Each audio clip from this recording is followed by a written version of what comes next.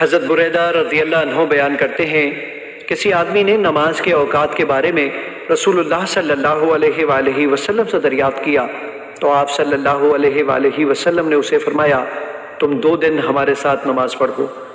جب سورج ڈھل گیا تو آپ نے بلال کو حکم دیے جب سورج ڈھل گیا تو آپ نے بلال کو حکم فرمایا تو انہوں نے اذان دی، پھر آپ نے حکم دیا تو انہوں نے اقامت کہی، پھر آپ نے انہیں حکم دیا تو انہوں نے عصر کے لیے اقامت کہی جبکہ سورج بلند صاف چمکدار تھا، پھر آپ نے انہیں حکم دیا تو انہوں نے سورج غروب ہو جانے پر مغرب کے لیے اقامت کہی، اور پھر جب شفق غائب ہو گئی تو آپ نے انہیں نماز عشاء کے لیے اقامت کہنے کا حکم فرمایا، پھر جب فجر طلوع ہو گئی تو آپ نے انہیں نماز فجر کے لیے اقامت کہنے کا حکم فرمایا۔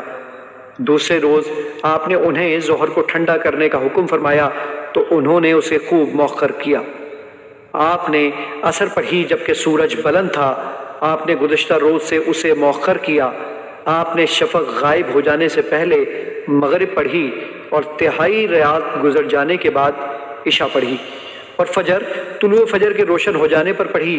پھر فرمایا، نماز کے اوقات معلوم کرنے والا شخص کہاں ہے؟ تو اس آدمی نے عرض کیا، اللہ کے رسول، میں حاضر ہوں۔ آپ صلی اللہ علیہ وآلہ وسلم نے فرمایا، تمہاری نمازوں کا وقت ان اوقات کے مابین ہے جس کو تم ملاحظہ کر چکے ہو۔ مشکوٰۃ المصابیح حدیث نمبر 582۔